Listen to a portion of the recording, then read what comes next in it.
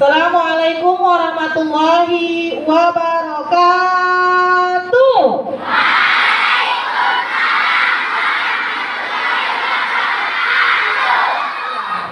Udah semangat? Udah panas? Udah panas belum? Udah ya kan? Panas dari matahari. Semangatnya udah panas belum? Sudah? Oke, coba Umi tanya kabarnya dulu. Apa kabar anak-anak Umi? Alhamdulillah, Tuhan yang tetap semangat Allah Akbar. Yes. Oke, udah panas ternyata. Oke, Alhamdulillahirrahmanirrahim. Wassalatu wassalamu ala asrafil anbiya wal mursalin wa ala alihi wa sahbihi ajma'in, amma ba'du. Di sini Umi mau bertanya dulu kepada anak-anak Umi yang soleh dan solehah. Siapa yang tadi pagi sholat subuh? Iya. Oke. Ada yang nggak tunjuk tangan? Oke, belum 100% yang sholat subuh. Pertanyaannya, apakah tadi pagi sahur? Apakah semua Naomi di sini puasa? Oke, alhamdulillah. Kalau sahur kenapa tidak sholat subuh? Ngantuk? Iya. Makanya sahurnya itu jangan jam 3 malam, jangan jam 3 pagi. Sahurnya itu jam 4 ya, atau jam setengah 5 dekat dengan sholat subuh, sehingga setelah makan sahur bisa langsung sholat subuh, jadi nggak sampai ketiduran. Oke, siapa yang hari ini ada membantu orang tuanya? Ngapain? Minimal bantu orang tua itu kan tidak harus membantu bekerja mencari uang, ya kan? Dengan membereskan tempat tidur yang kita tiduri sudah membantu orang tua belum? Sudah. Ya, bagus ya. Bagus. Ya, kalau yang sudah membantu orang tuanya hari ini berarti dia sudah termasuk anak yang soleh dan solehah. Oke, di sini Umi mau menyampaikan Alkisah. Ya. Alkisah seorang anak atau seorang pemuda yang sangat mencintai orang tuanya. Ya. Jadi, mau dengar nggak? Yakin? Oke. Yakin kali apa yakin banget? Oke, kalau begitu dengarkan ceritanya Umi dengan tertib, dengan tekun. Nanti kita ambil ibrahnya secara bersama-sama. Ya, jadi di sini Umi mau menceritakan seorang pemuda yang bernama Uwais Al-Qarni. Uwais Al-Qarni. Siapa yang kenal? Ada yang kenal? Ada nih tetangga saya namanya Uwais Al-Qarni. Ya kan? Oke. Nah, ini adalah Uwais Al-Qarni yang hidup di zaman Rasulullah Muhammad Sallallahu Alaihi Wasallam. Siapa beliau? Ya, Uwais Al-Qarni adalah sosok pemuda yang sangat dicintai oleh Allah Subhanahu wa Ta'ala, dan juga beliau digelar sebagai orang yang terkenal di langit, namun dia tak terkenal di bumi.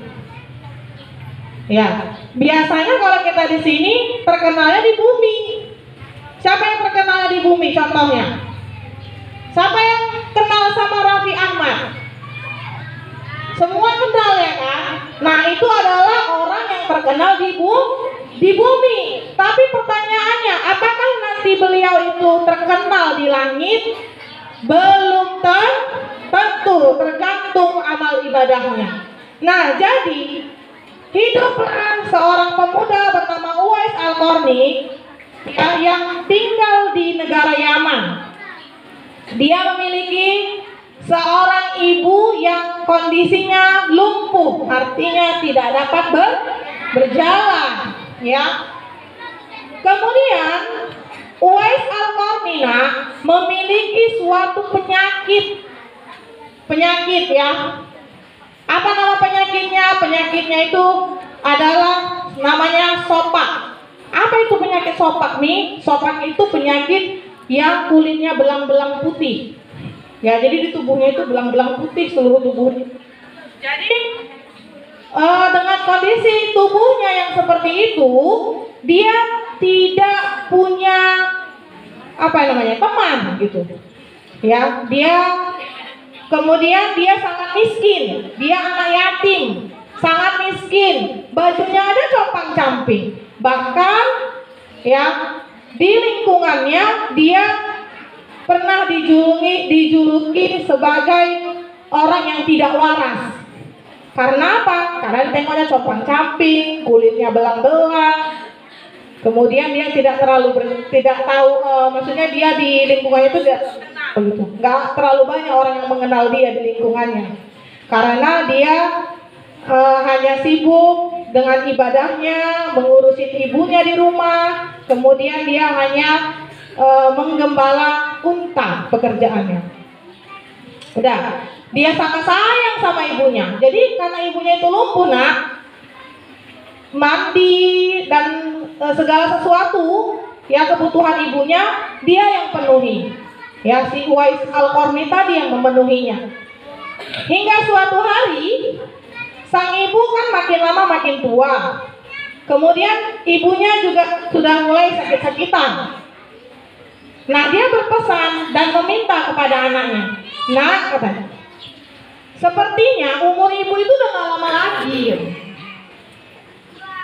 Jadi ibu itu sangat kepingin sekali naik haji.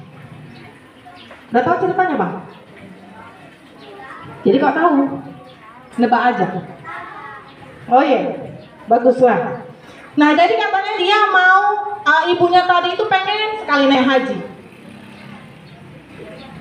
Jadi karena dia itu merupakan anak yang sangat patuh dan taat kepada ibunya, tidak pernah sekalipun dia mengatakan atau tidak pernah sekalipun dia mengatakan tidak atau tidak mungkin. Padahal kondisinya dia itu sangat miskin. Kemudian negara Yaman dengan kota Mekah itu sangat jauh. Biasanya penduduk Yaman itu kalau ke Mekah menggunakan unta, membawa perbekalan karena tidak cukup 1 hari. Yang dilalui juga padang tandus gitu. Pokoknya tantangannya luar biasa. Sementara pertama, dia tidak punya harta. Yang kedua, ibunya itu dalam kondisi lumpuh, tidak bisa berjalan. Lalu si anak tadi mengatakan, insya Allah bu, gitu kan. Kemudian dia berpikir di luar, kayak mana lah ya caranya. Dia hanya punya uang, yang uangnya itu hanya cukup untuk membeli anak lembu, ya, seekor anak lembu. Lalu dia membelilah seekor lembu, anakan seekor lembu. Kemudian dia membuat kandang seekor lembu tadi di bukit gunung. Untuk apa itu? Untuk apa? Untuk apa? Tahu untuk apa? Oke.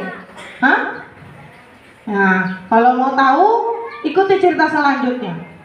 Jadi, setiap pagi dan sore hari, dia nanti mengambil lembunya, digendongnya di belakang seperti ini.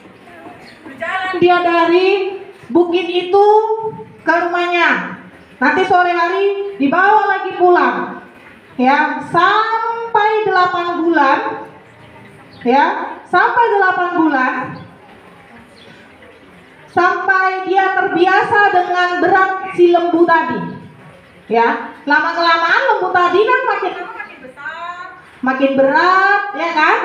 Nah, sampai orang-orang di kampungnya bilang gini, udah gila kurasa itu.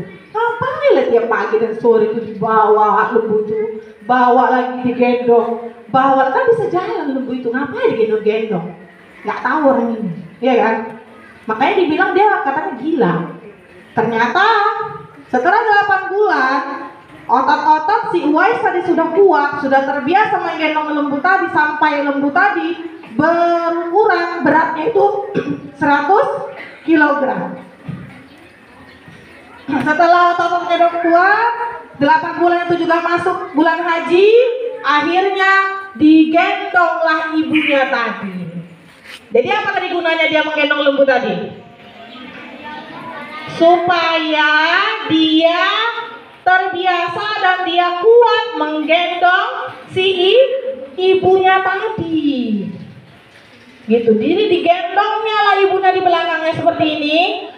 Ya, kemudian dia berjalan dari Yaman menuju Mekah. Ya, luar biasa kan? Kalau kita disuruh kayak gitu sanggup nggak? Hah? Kalau logika kita enggak, ya kan? Nah, karena ketaatannya dia kepada sang ibu tadi, apapun dia lakukan, walaupun sampai dibilang orang-orang gila, dia tidak peduli. Yang penting dia mewujudkan impian sang ibu. Nah, udah digendongnya lah ibunya tadi, sampailah di Mekah. Sudah setelah di Mekah, ya, di Mekah pun dia selalu menggendong ibunya, ya, dengan kuat dan kokoh dan tegap, ya, digendongnya lah ibunya. Kemudian mereka melakukan tawaf di Ka'bah.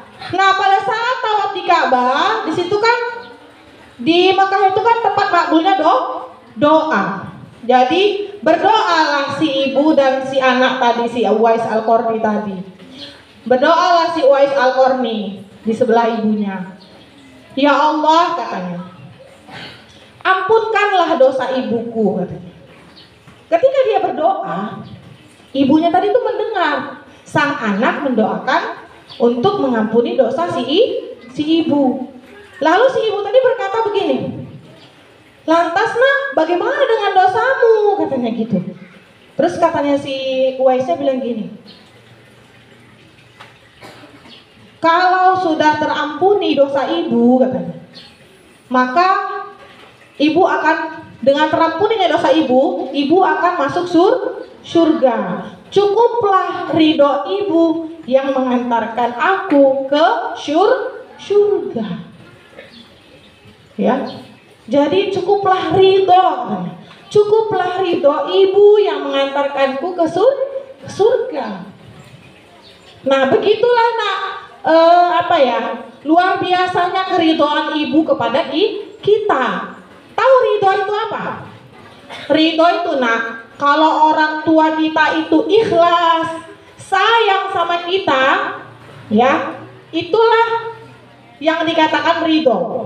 Senang dia, sayang orang tua kita sama kita, nggak pernah marah, nggak pernah jengkel, itulah ridho.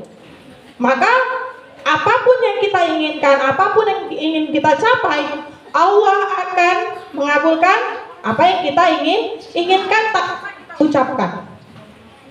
Maka dia tidak perlu meminta apapun kepada Allah, dia cukup meminta terampuninya dosa ibunya. Karena ketika orang tuanya sudah masuk surga, maka nanti di surga itu ibunya akan memanggil, ya Allah, masukkanlah anakku ke surga. Karena semasa hidupku, ya, anakku itu sangat berbakti kepadaku, katanya seperti itu. Nah, sudah selesai mereka di Ka'bah, pulang ke rumah. Kemudian si Uwais tadi ingin sekali bertemu dengan Rasul, ya, namanya saja. Jadi dia ingin bertemu dengan Rasul. Baru dibilang sama ibunya, ibu sakit-sakitan, katanya. Kalaupun mau pergi, jangan lama-lama ya, gitulah kalau bahasa kita. Jangan lama-lama ya, katanya.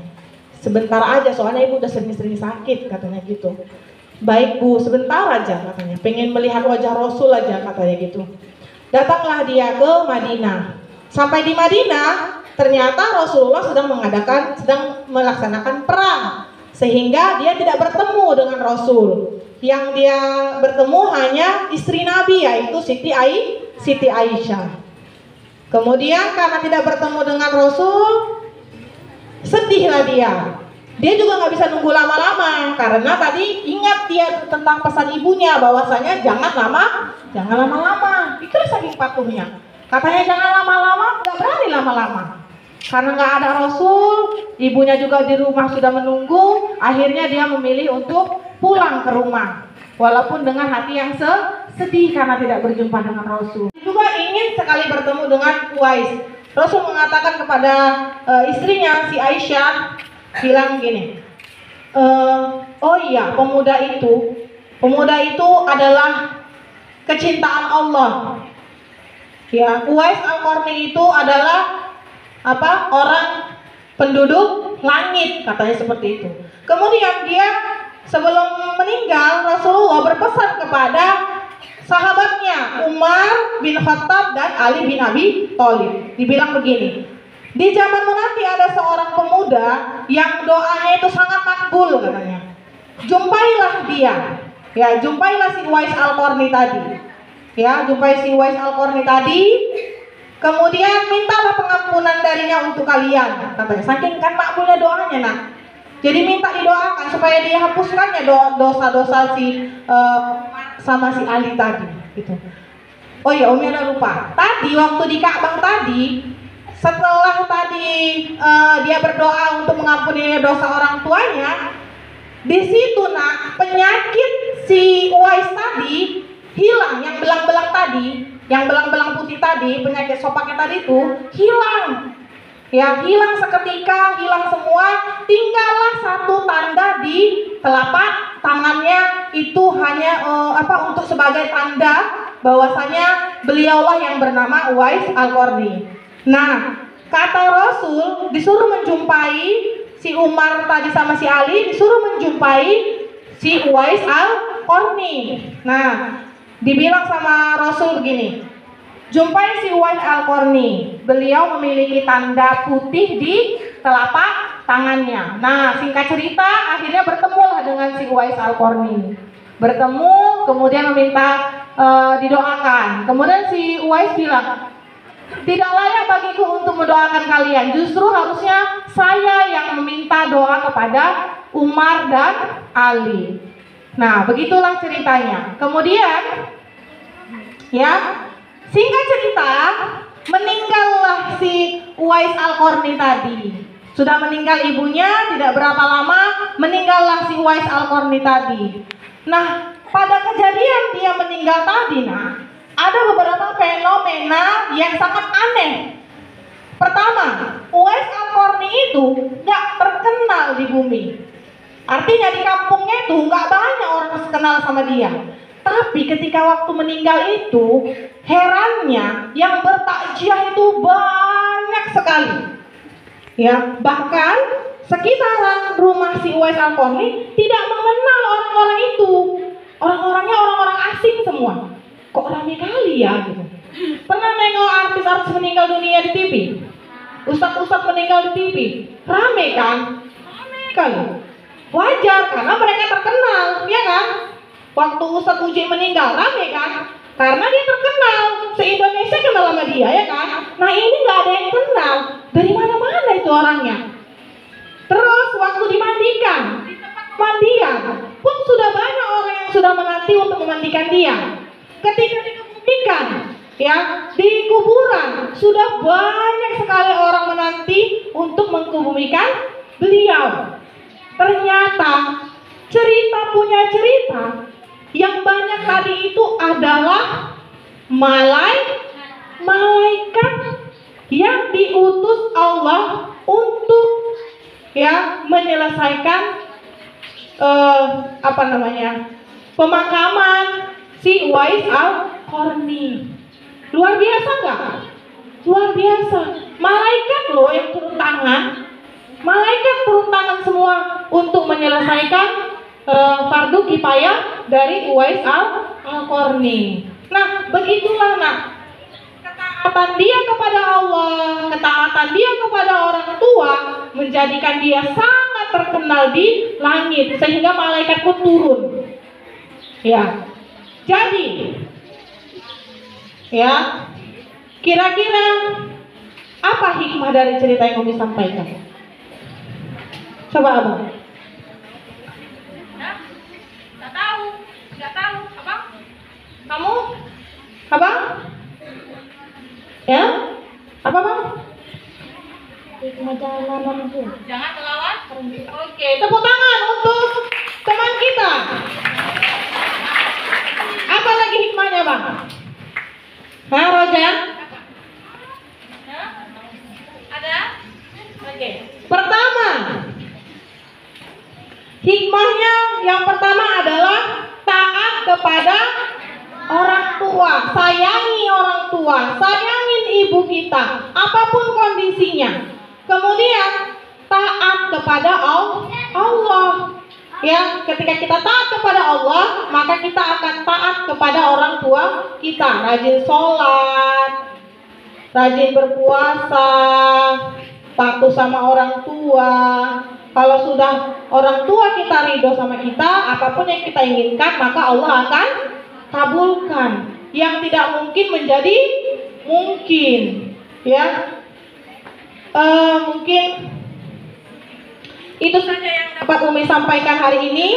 Mudah-mudahan anak-anak Umi di sini, anak-anak Umi yang soleh dan soleha, yang akan menjadi penerus ya generasi Qurani, yang akan menjadi anak yang selalu berbakti kepada orang tuanya. Ya, mungkin itu saja. Kepada Allah Umi mohon ampun, kepada anak-anak Umi mohon maaf. Mungkin ada dalam penyampaiannya Umi ada salah kata.